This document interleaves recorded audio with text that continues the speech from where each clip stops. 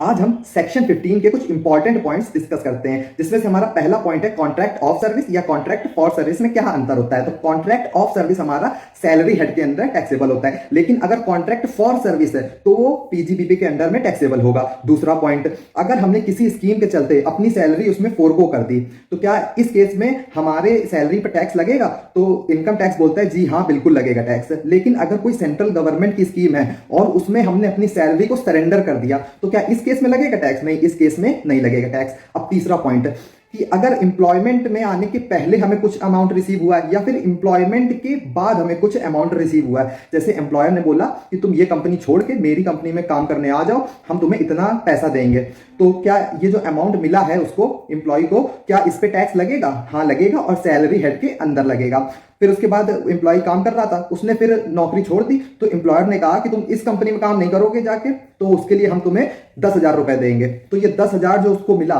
तो क्या इस पे टैक्स लगेगा? हाँ, इस पे भी टैक्स लगेगा और सैलरी हेड के अंदर लगेगा। इस अमाउंट को जो एम्प्लॉयमेंट के पहले या एम्प्लॉयमेंट के बाद मिल रहा है, तो इसको हम बोलते हैं profit in lieu of salary.